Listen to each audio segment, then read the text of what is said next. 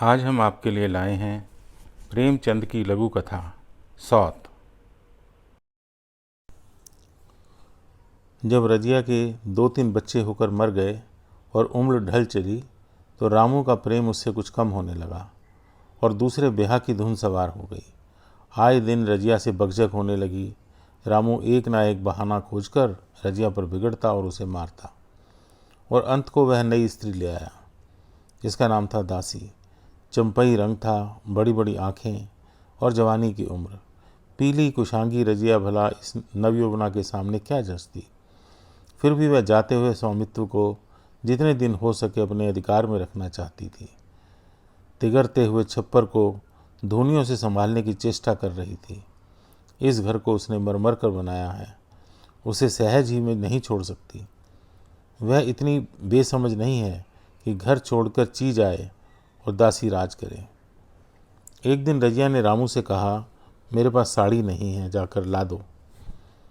रामू उसके एक दिन पहले ही दासी के लिए अच्छी सी चुंदरी लाया था। रजिया की मांग सुनकर बोला, मेरे पास अभी रुपया नहीं।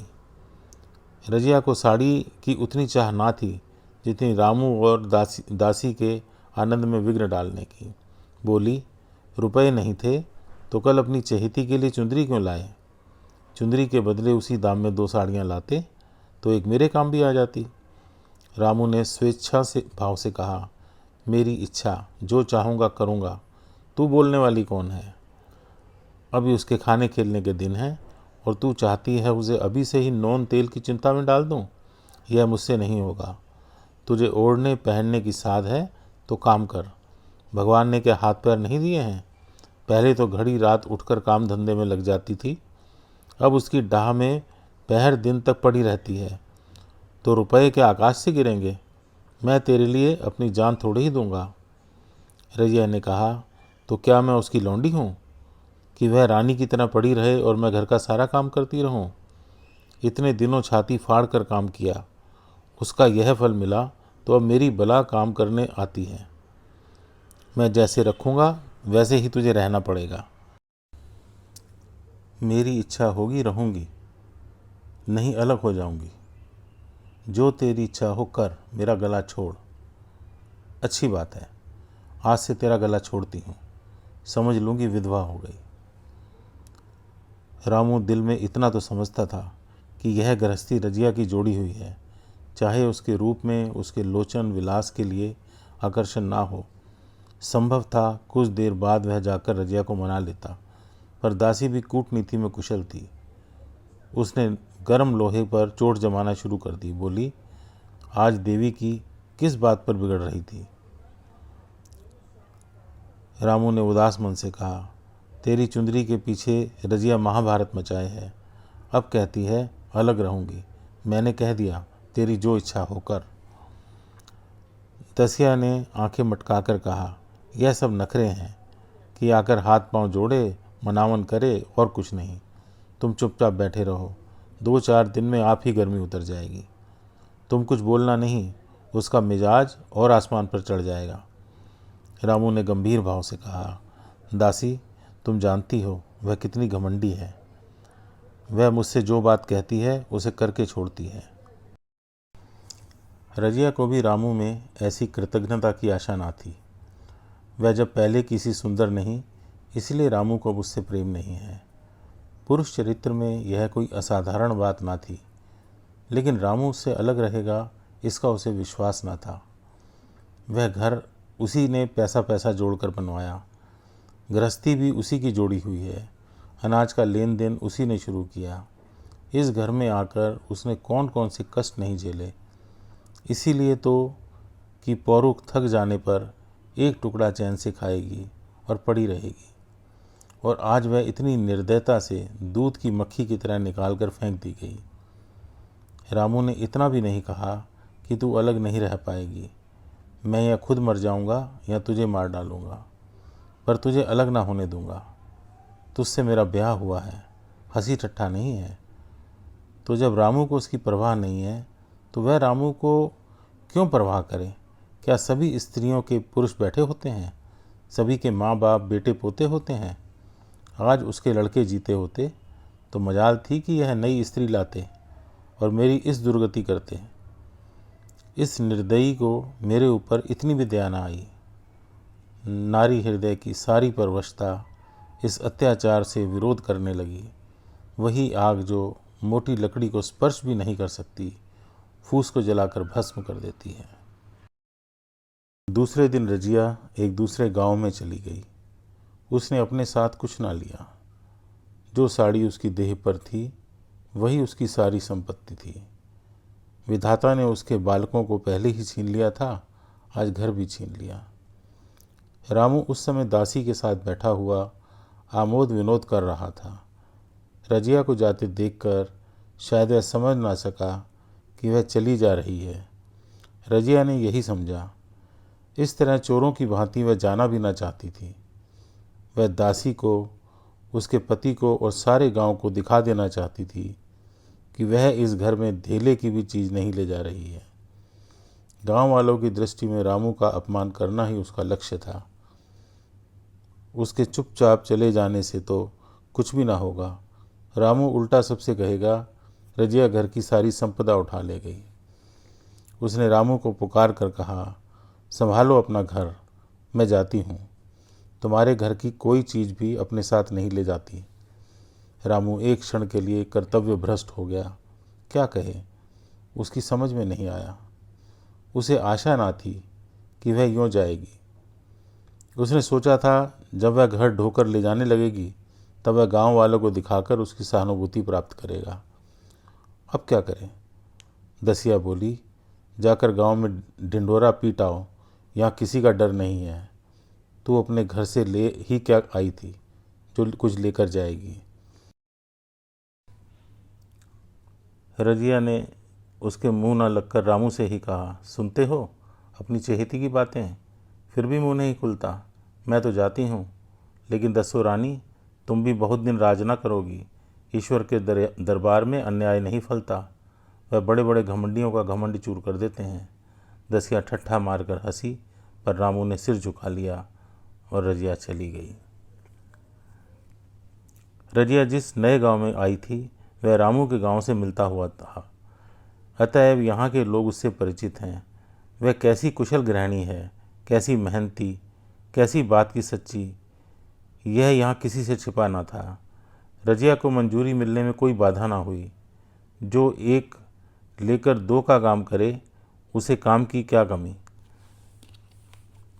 3 साल एक रजिया ने कैसे कैसे काटे, कैसे एक गृहस्थी बनाई, कैसे खेती शुरू की, इसका बयान करने बैठें तो पोथी हो जाए। संचय के जितने मंत्र हैं, जितने साधन हैं, वे रजिया को खूब मालूम थे। फिर अब उसे लाग हो गई थी, और लाग में आदमी की शक्ति का वारा पार नहीं रहता। गांव वाले उसका परिश्रम देखकर दांतों उंगली दबाते थे। वह रामू को दिखा देना चाहती थी कि मैं तुमसे अलग होकर भी आराम से रह सकती हूँ। वह अपराधीन नारी नहीं थी, अपनी कमाई खाती थी। रजिया के पास बैलों की एक अच्छी जोड़ी है। रजिया उन्हें केवल खली भूसी देकर नहीं रह जाती, रोज़ 2-2 रोटियां भी खिलाती है। फिर उन्हें घंटों सहलाती, कभी कभी उनके कंधों पर सिर रखकर रोती और कहती है, अब बेटे हो तो पति हो तो तुम ही हो, मेरी जान अब तुम्हारे ही साथ है। दोनों बैल शायद रजिया की भाषा और भाव समझते हैं। वे मनुष्य नहीं, बैल हैं। दोनों सिर नीचा करके रजिया का हाथ चाटकर उसे आश्वासन देते हैं। वे उसे देखते ही कितने प्रेम से उसकी ओर ताकने लगते हैं, कितने हर्ष से कंधा झुकाकर जुआ रखवाते हैं, और कैसा जी तोड़ काम करते हैं। यह वे लोग समझ सकते हैं जिन्होंने बैलों की सेवा की है और उनके हृदय को अपनाया है। रजिया इस गांव की चौधराइन है। उसकी बुद्धि जो पहले नित्य आधार खोजती रहती थी और स्वच्छंद रूप से अपना विकास ना कर सकती थी, अब छाया से निकलकर प्रौढ़ और उन्नत हो गई है। एक दिन रजिया घर लौटी तो एक आदमी ने कहा, तुमने नहीं सुना चौधराइन, रामू तो बहुत बीमार है, सुना है 10 लंघन हो गए हैं। रजिया ने उदासीनता से कहा, जूड़ी है क्या? जूड़ी नहीं, कोई दूसरा रोग है। बाहर खाट पर पड़ा था। मैंने पूछा, कैसा जी है रामू? तो रोने लगा, बुरा हाल है। घर में एक पैसा भी नहीं कि दवा दारू करे। दसिया के एक लड़का हुआ है, वह तो पहले भी काम धंधा ना करती थी और अब तो लड़कौरी है, कैसे काम करने आए। सारी मार रामू के सिर जाती है, फिर गहने चाहिए, नई दुल्हनियाँ, यूँ कैसे रहे। रजिया ने घर में जाते हुए कहा, जो जैसा करेगा आप भोगेगा। लेकिन अंदर उसका जी न लगा। वह एक क्षण में फिर बाहर आई। शायद उस आदमी से कुछ पूछना चाहती थी, और इस अंदाज में पूछना चाहती थी मानो उसे कुछ परवाह नहीं है। पर वह आदमी चला गया था। रजिया ने पूर्व पश्चिम जा जाकर देखा, वह कहीं न मिला। तब रजिया द्वार के चौखट पर बैठ गई। इसे वे शब्द याद आए जो उसने 3 साल पहले रामू के घर से चलते समय कहे थे। उस वक्त जलन में उसने वह शाप दिया था। अब वह जलन ना थी। समय ने उसे बहुत कुछ शांत कर दिया था। रामू और दासी की हीन अवस्था अब ईर्ष्या के योग्य नहीं, दया के योग्य थी। उसने सोचा, रामू को 10 लंघन हो गए हैं तो अवश्य ही उसकी दशा अच्छी ना होगी। कुछ ऐसा मोटा ताजा तो पहले भी ना था। 10 लंघन ने तो बिल्कुल ही घुला डाला होगा। फिर इधर खेती बाड़ी में भी टोटा ही रहा, खाने पीने को भी ठीक ठाक ना मिलता होगा। पड़ोसी की एक स्त्री ने आग लेने के बहाने आकर पूछा, सुना है रामू बहुत बीमार है, जो जैसा करेगा वैसा ही पाएगा। तुम्हें इतनी बेदर्दी से निकाला कि कोई अपने बैरी को भी ना निकालेगा। रजिया ने टोका, नहीं दीदी, ऐसी बात ना थी। वे तो बेचारे कुछ बोले ही नहीं। मैं चली तो सिर झुका लिया। दसिया के कहने में आकर वह चाहे जो कुछ कर बैठे हों, यूँ मुझे कभी कुछ नहीं कहा। किसी की बुराई क्यों करूं? फिर कौन मर्द ऐसा है जो औरतों के बस नहीं हो जाता। दसिया के कारण उनकी यह दशा हुई है। पड़ोसिन ने आग ना मांग मुंह फेर कर चली गई। रजिया ने कलसा और रस्सी उठाई और कुएं पर पानी खींचने गई। बैलों को सानी पानी देने की बेला आ गई थी, पर उसकी आंखें उस रास्ते की ओर लगी थी जो मलसी रामू के गांव को जाता था। कोई उसे बुलाने अवश्य आ रहा होगा। नहीं, बिना बुलाए वह कैसे जा सकती है? लोग कहेंगे आखिर दौड़ी आई ना। मगर रामू तो अचेत पड़ा होगा। 10 लंघन थोड़े नहीं होते। उसकी देह में था ही क्या? फिर उसे कौन बुलाएगा? दसिया को क्या गरज पड़ी है? कोई दूसरा घर कर लेगी। जवान है, 100 ग्राहक निकल आवेंगे। अच्छा, वह आ तो रहा है। हाँ, आ रहा है। कुछ घबराया हुआ सा जान पड़ता है। कोई आदमी है, इसे तो कभी कलसी में देखा नहीं। मगर उस वक्त से मलसी कभी गई भी तो नहीं। 2-4 नए आदमी आकर बसे ही होंगे। बटोही चुपचाप कुएं के पास से निकल गया। रजिया ने कलसा जगत पर रख दिया और उसके पास जाकर बोली, रामू, मैं तो नहीं भेजा है तुम्हें? अच्छा तो चलो घर, मैं तुम्हारे साथ चलती हूँ। नहीं, अभी मुझे कुछ देर है। बैलों को सानी पानी देना है, दिया बत्ती करनी है। तुम्हें रुपए दे दूँ, जाकर दसिया को दे देना। कह देना कोई काम हो तो बुला भेजे। बटोही रामू को क्या जाने, किसी दूसरे गांव का रहने वाला था। पहले तो चकराया, फिर समझ गया। चुपके से रजिया के साथ चला गया और रुपए लेकर लंबा हुआ। चलते चलते रजिया ने पूछा, अब क्या हाल है उनका? बटोही ने अटकल से कहा, अब तो कुछ संभल रहे हैं। दसिया बहुत रो धो तो नहीं रही है? रोती तो नहीं थी। वह क्यों रोएगी? मालूम होगा पीछे। बटोही चला गया तो रजिया ने बैलों को सानी पानी किया, पर मन रामू की ही ओर लगा हुआ था।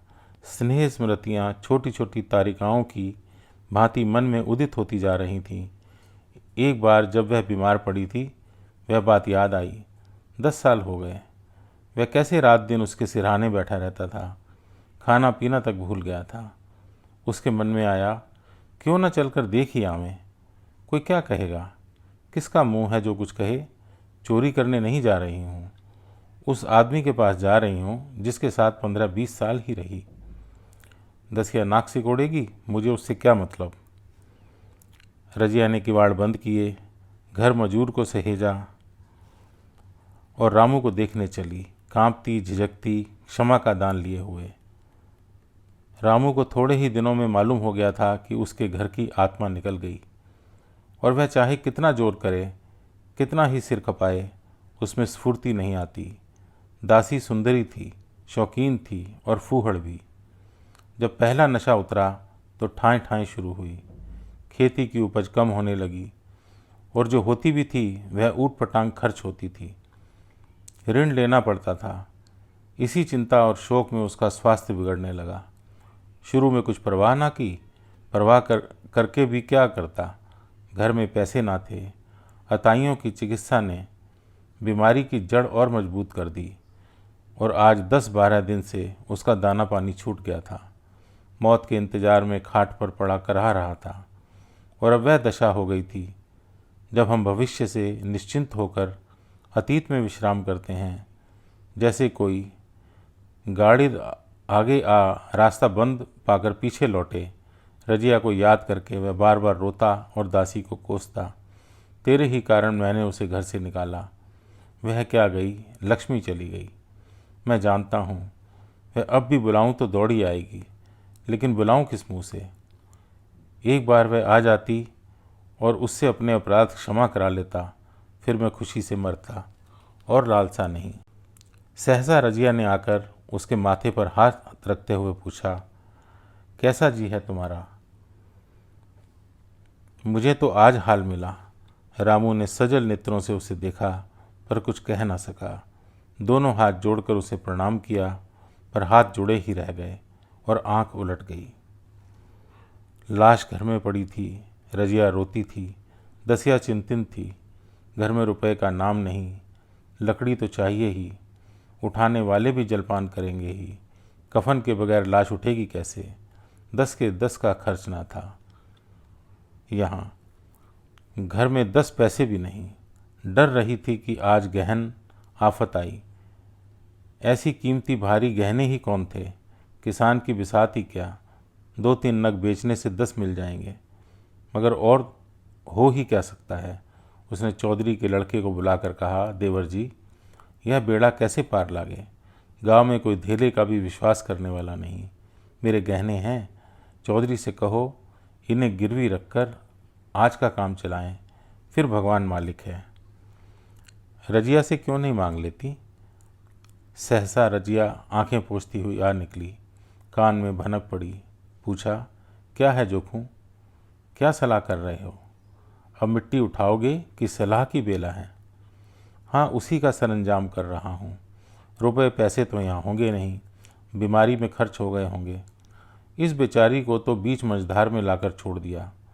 तुम लपक कर उस घर चले जाओ भैया, कौन दूर है। कुंजी लेते आओ। मंजूर से कहना भंडार से 50 रुपये निकाल दे। कहना ऊपर की पटरी पर रखे हैं। वह तो कुंजी लेकर उधर गया। इधर दसिया राजो के पैर पकड़कर रोने लगी। बहनापे के ये शब्द उसके हृदय में बैठ गए।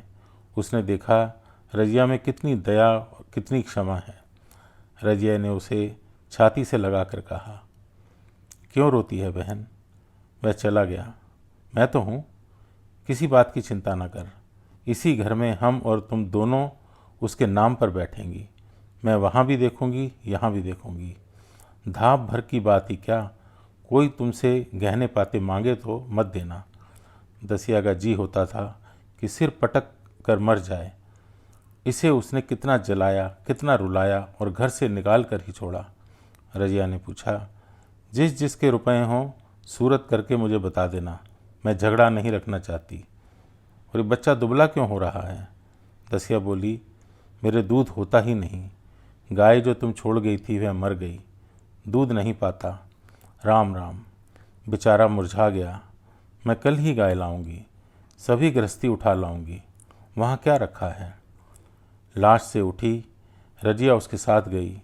दाह कर्म किया, भोज हुआ।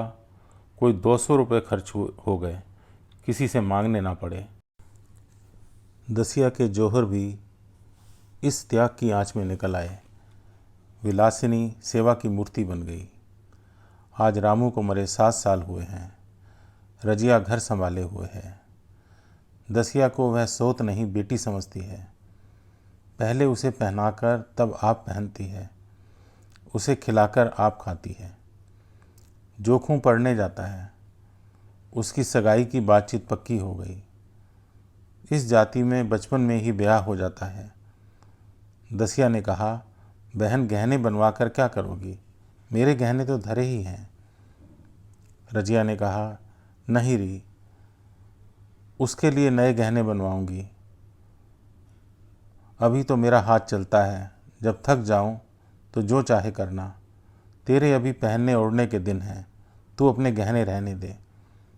नाइन ठाकुर सुहाती करके बोली, आज जोखू के बाप होते तो कुछ और ही बात होती। रजिया ने कहा, वे नहीं हैं तो मैं तो हूँ। वे जितना करते मैं उसका दुगना करूँगी। जब मैं मर जाऊँगी तब कहना जोखू का बाप नहीं है। ब्याह के दिन दसिया को रोते देख रजिया ने कहा, बहू तुम क्यों रोती हो? अभी तो मैं जीती हूँ। घर तुम्हारा है, जैसे चाहो रहो। मुझे एक रोटी दे दो बस। और मुझे क्या करना है? मेरा आदमी मर गया, तुम्हारा तो अभी जीता है। दसिया ने उसकी गोद में सिर रख दिया। खूब रोई। जीजी, तुम मेरी माता हो। तुम ना होती तो मैं किसके द्वार पर खड़ी होती? घर में तो चूहे लौटते थे। उनके राज में मुझे दुख ही दुख उठाने पड़े। सुहाग का सुख तो मुझे तुम्हारे राज में मिला। मैं दुख से नहीं रोती, रोती हूँ भगवान की दया पर कि कहाँ मैं और कहाँ यह खुशहाली। रजिया मुस्कुरा कर रो दी। Please like, subscribe and press bell icon.